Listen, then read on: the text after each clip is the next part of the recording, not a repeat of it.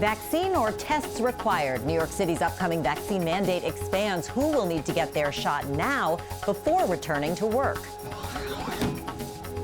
Staying warm through this evening, a little less humid by morning. Taking in some summer art without a ticket. New York Live with the outdoor art installations you should check out for free. This is News 4 Now for July 26th. I'm Jen Maxfield. The city's upcoming vaccine mandate is expanding to all New York City workers. Mayor de Blasio made the announcement this morning. On September 13th, the entire city government workforce will be required to be vaccinated or undergo weekly testing. Last week, it was announced that as of August 2nd, all city hospital workers would be required, but that will expand. 2 weeks later, 45,000 city government employees in congregate and residential settings will fall under that same mandate. This is about our recovery. This is about what we need to do to bring back New York City. This is about keeping people safe. This is about making sure our families get through COVID okay. This is about bringing back jobs, you name it. In September, everything's going to come together. Also starting August 2nd, all city government employees must wear a mask in city workspaces if they are unvaccinated. These latest moves come as the city battles an uptick in cases and city positivity due to the Delta variant of COVID-19. A new attempt at getting more younger New Yorkers vaccinated has begun. Vaccines are now available at 25 schools participating in the Summer Rising program. There are pop-up clinics in all 5 boroughs, including Fort Hamilton High School in Brooklyn. Tomorrow, eligible students, parents, and community members can begin getting the shot at 9 a.m. A weekend tragedy on Long Island. A head-on collision in Quad, Long Island, killed 5 people. 2 of the victims were brothers from Manhasset. Police say they were passengers in a Toyota Prius alongside 2 other men, all pronounced dead at the scene. We're told the Prius was struck head-on by a Nissan Maxima. Police say the driver in that car was traveling at a high rate of speed and veered into oncoming traffic. That driver also died. 1 person survived the crash, and we're told she is in critical condition.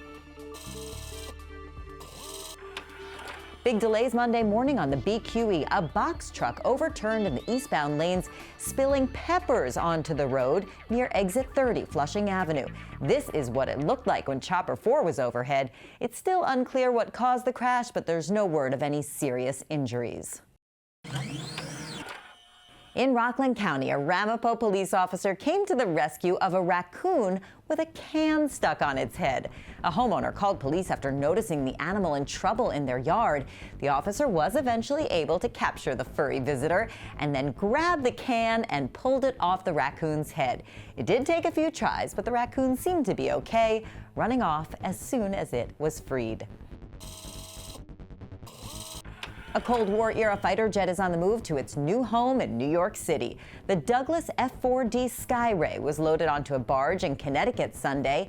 It arrived at the Intrepid Sea, Air and Space Museum Monday. It came down the East River, looped around the Statue of Liberty before moving up the Hudson. A crane will set the plane onto the Intrepid's flight deck Tuesday. The same Skyray served on the Intrepid in 1961. The summer humidity is staying in check, but Maria, it's going to be a hot one on Tuesday.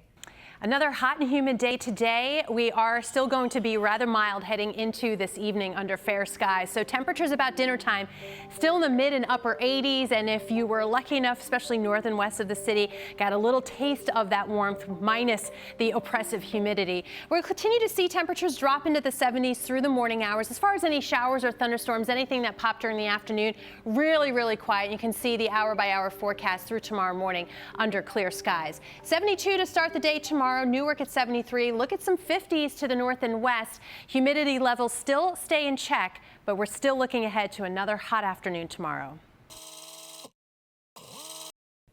Taking in the city outside is key during the summer. New York Live with a free outdoor summer art that you can check out too.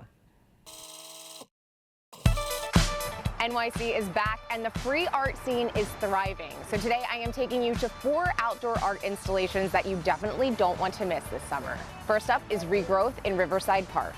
To celebrate its 35th anniversary, the Riverside Park Conservancy launched this summer-long exhibition called Regrowth, a celebration of art, Riverside Park, and the New York spirit.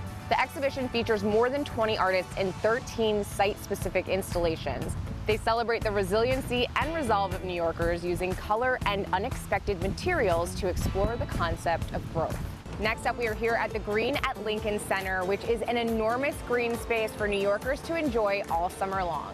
This is also a massive outdoor performing arts center for concerts and plays, part of their Restart Stages program. The artists transformed this area, turning 14,000 square feet of concrete space into a comfortable and relaxing park-like environment. This brings going green to a whole new level. Next up, we are here at Maya Lin's Ghost Forest in Madison Square Park, which consists of 49 haunting Atlantic white cedar trees. Designer and architect Maya Lin created this installation that hopes to raise awareness about the effects of climate change. All of these trees have a second life here in Madison Square Park until mid-November. In nature, a ghost forest is the evidence of a dead woodland that was once vibrant. Atlantic white cedar populations on the East Coast are in danger. These trees were all slated to be cleared as part of a regeneration effort in the fragile ecosystem of the Pine Barrens of New Jersey. And last but not least is Dave Hammond's Days End right here in Hudson River Park, and this is actually one of the largest public art installations in the U.S. this year. The installation is located along the southern edge of the Gansevoort Peninsula, directly across from the Whitney Museum. This permanent installation is made of slender steel pipes that reach 52 feet at its peak and together measure 325 feet long and 65 feet wide.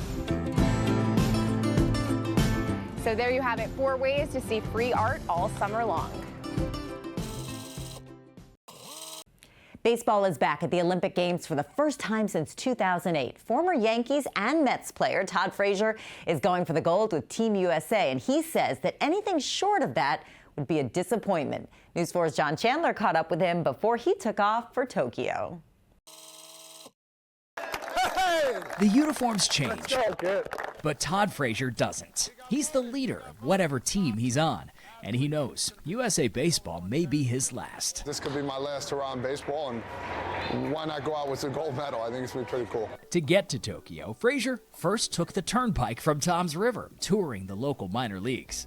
Frazier started his summer with the Sussex County Miners. Just weeks after his last major league at-bat with the Pittsburgh Pirates, he was in Pomona for a Frontier League game against the New York Boulders. I was hoping to be on a major league team, don't get me wrong. You know, this is how it worked out. I'm glad it did. The Pirates gave me an opportunity and then let me go really quick. Wasn't the best of circumstances, but at the end of the day, I'm playing for Team USA. I get to wear it across my chest every day, and I couldn't be happier. Can I get a picture? This was Todd's tune-up for Tokyo. You ready? Here, players walk along with fans to get their pregame meal. They feel close to the game. Really close. On game nights here, Frazier felt re-energized. That's a great opportunity for me to get fired up, get ready, get the boys going in here, work a little bit, and have some fun in baseball. On deck here, Todd talks to fans, and at the plate, still flashes that same power. His uniform keeps changing, but the game and the goal stays the same, even in the Olympics. It's just baseball. There's major league guys that are going to be major leaguers, and the atmosphere is just that much better. You know, fans rooting for their country, the excitement, every pitch. It's like Game 7. And there may be no more Game 7s. The Olympics feel like Frazier's farewell. A Little League World Series champion, a New Jersey kid who got to play for the Yankees and the Mets.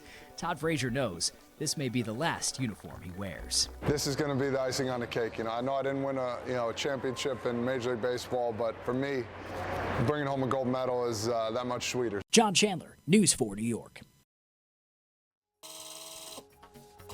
Thanks so much for joining us. We'll see you tomorrow.